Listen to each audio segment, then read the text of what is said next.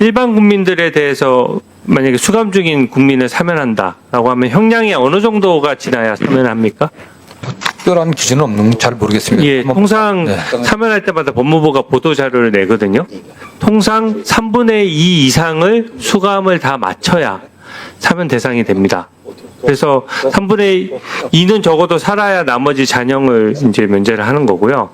더더군다나 그 죄명도 여러 가지 한계가 있어요. 뭐 살인범이나 이런 중환범죄는 당연히 안 되는 것이고, 또 피해자가 있는 경우, 피해자가 피해 회복되지 않으면 사면하지 않습니다. 그러다 보니까 입시비리나 채용비리는 누군가 떨어진 사람이 있잖아요. 그래서 사면을 하지 않거든요. 네네. 예전에 A 여고에 이제 쌍둥이 그 딸에게 시험지를 유출했다는 사건이 있었습니다. 이게 지금 그 내용이 뭐 그 조국 전 장관 사건하고 저는 별반 차이가 없다고 보거든요. 그 시험지 유출한 아버지에 대해서 징역 3년이 선고됐는데 사면 혹시 됐는지 알고 계십니까? 네, 잘 알지 못하고 있습니다. 3년이 선고됐고 만기 출소했습니다. 그 쌍둥이 딸은 어떻게 됐을 것 같습니까? 역시 징역 1년에 집행유예 3년으로 다 그게 됐었고요. 그 내용을 보면 죄질이 안 좋죠. 시험지를 유출해가지고 그 내신에 올리는 데 쓴 겁니다. 근데 다만 그게 시험 고등학교 때 이게 들키다 보니까 이게 대학 입시에 쓰이지 않았어요. 그럼에도 불구하고 이렇게 중형이 선고됐고 사면이 되지 않았는데 결국은 조국 전 장관 문제는 지금 유죄로 확정된 제명과 범죄 사실 혹시 몇 개 정도인지 알고 계세요? 아마 잘 모르실 텐데 한 7개 정도 됩니다. 저도 뭐 지난 사건 얘기하고 싶지 않은데요. 내용을 보면은 뭐 서울대 인권법센터의 활동 예정서라든지 인턴십, 변호사 사무실 인턴십, 미국 대학 장학증명서, 동양대 표창장 이런 것들이 다 위조되거나 조작돼서 실제 연대대학원, 충북대 로스쿨, 또 의전원 같은 데 진학하는 데 다 쓰였어요. 그러면 그때 쓰였을 때 누군가는 떨어졌다는 얘기거든요.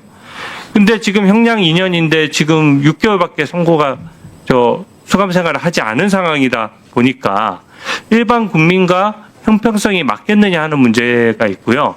이하영 부지사도 사면 문제를 그 감옥에 있으면서 본인 사면을 막 요구하거든요. 근데 이해 충돌 문제를 떠나서 대북 제재를 위반한 사안에 대해서 지금 형량의 지금 3분의 1은커녕 7년 8개월 중에 거의 살지도 않았는데 사면하는 건 좀 문제라고 보는데 거기에 대해서 어떻게 생각하십니까?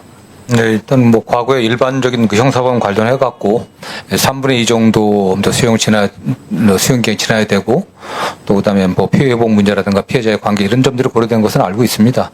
다음에 또 다른 측면에서는 대통령이 또 국민통합의 측면도 좀 고려하고 있고 그런 특히 정치인들 사면에 관련해서는 또 여야 관련된 또 정치인들에 대해서 그런 측면들이 많이 고려된 것 같습니다.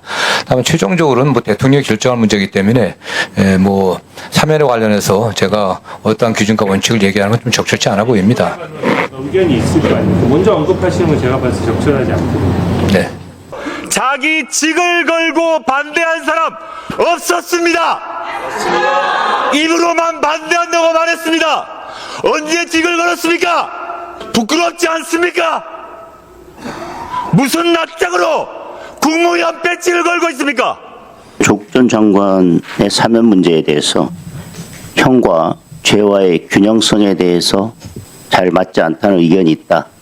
이렇게 말씀을 주셨어요. 예. 형을 정하는 것은 법원에서 정하는 거 아닌가요? 예, 그렇습니다. 네. 그리고 법원의 양형은 여러 사정들을 고려해서 결정하는 것이고 그 양형은 존중되어야 됩니다. 동의하십니까? 네, 동의합니다. 네. 그런데 모든 국민들은 본인의 양형에 대해서 불만이 있을 것입니다. 본인이 적정한 양형을 선고받았다고 생각하는 국민들은 없을 것입니다. 그러면 지금 일반 국민들 중에 누가 보더라도 이것은 형과 양형 간의 균형이 맞지 않는다고 생각하는 분들은 다 찾아서 사면하실 것입니까?